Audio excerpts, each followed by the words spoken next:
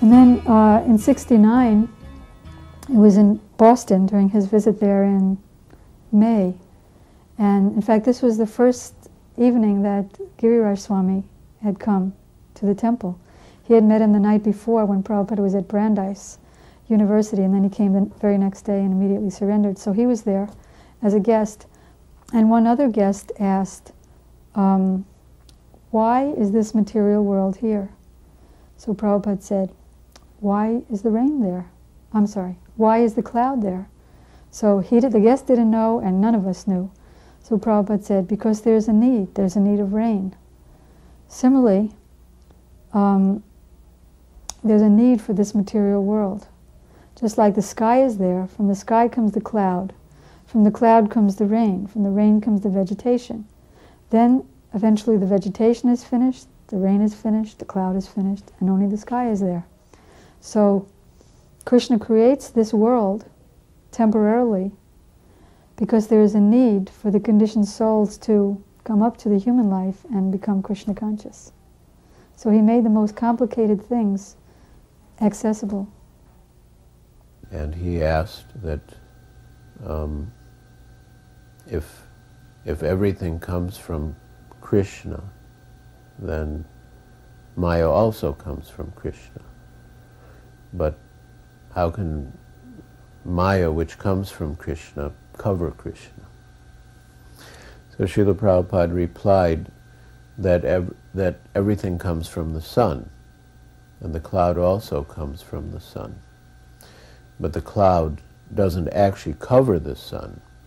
The cloud covers our vision of the sun, but the sun is never covered.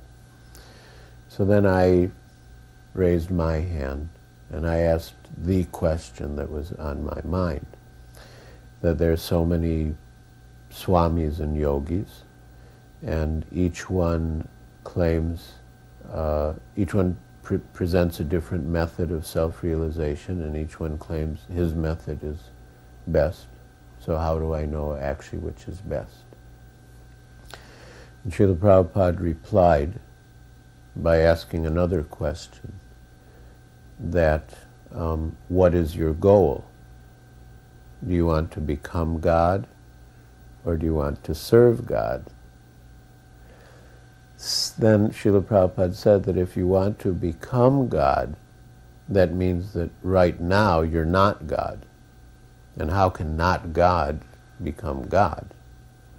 God is always God. And then he said Krishna is God. He never has to become God by meditation or yoga. And when he's playing on the lap of Mother Yasoda, he's God. When he's speaking Bhagavad Gita to Arjuna on the battlefield of Kurukshetra, he's God. He's always God. He never has to become God.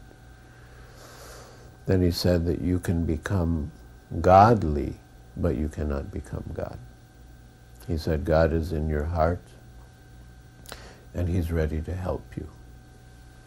But if you, so he said, if you sow the seed of service to God, then God will give all the fresh air and sunlight to make the seed grow. You water the seed by chanting. So he said that God is within you, he's in your heart, he's ready to help you if you want to serve him. But if you want to become God, why should God help the competition? You see, one Indian gentleman, middle-aged Indian gentleman who appeared to be like a very well-to-do businessman. So he asked Srila Prabhupada in a rather challenging way, why are you building new temples when there are so many old temples needing renovation and repair? So Srila Prabhupada didn't answer the question directly. Srila Prabhupada asked that man, who is that lady sitting next to you? So that man said, well, she's my wife. Then Prabhupada asked him, why did you get married? So the man got completely flabbergasted, so he couldn't answer. Then Prabhupada provided the answer. He said, you got married because you wanted to have children. Putrarthe kriyate bharja. One gets married, one accepts a wife in order to get children. But why get children when there are so many children loitering in the streets? And then Prabhupada explained that just as you want to have your own child, similarly devotee wants to build his temple and install Krishna, and in this way offer the temple to Krishna. In 1967, Prabhupada, I was painting some picture in the altar room, and he called me into the greeting room. He said, I want to give you some idea for a new painting. So I thought that he was going to explain something, and then I would do that. But instead of explaining, he handed me a print. That was, for the first 2 years, I only copied. I didn't make up my own compositions. So I got a good, what's the word, groundwork in what things look like. So he gave me the picture of Narada Muni, very, very beautiful in an enchanting looking forest, and playing the clappers and the veena. And he asked me to paint it. So a few days later, they went pretty quick because I didn't get into too much detail. I brought the painting to him almost completed, and he said, it's all right, but it looks like he has breasts. So I went and corrected it. Then he accepted it, and he again wrote on a small piece of paper, Narada Muni Bajai Veena Radhika Ramana Namane. And he translated it, that Narada Muni plays his veena and chants Hare Krishna. Radhika is Radharani, and Ramana, Radhika Ramana, means the enjoyer of Radhika. So that means Hare Krishna, Hare Ram. I said, Srila Prabhupada, can I ask you a question? What is it like to be with Krishna? And Srila Prabhupada replied, well, I thought he said incomprehension, I mean like inconceivable. But later Hansaduta said he thought Prabhupada said that's confidential. But anyway, I thought he said it's conceivable. So we drove to Harvard Divinity School, and Srila Prabhupada gave a brilliant lecture. But, you know, Harvard University, being reputed as the best in the nation, I mean, the students were quite proud of themselves. So at the end of the lecture, when Srila Prabhupada said, any questions, like so many hands shot up.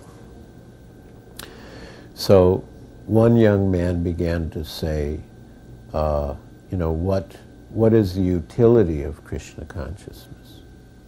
And he started speaking about the Russian Revolution, you know, that the Russian Revolution actually did some good for the people, but what good will Krishna consciousness do?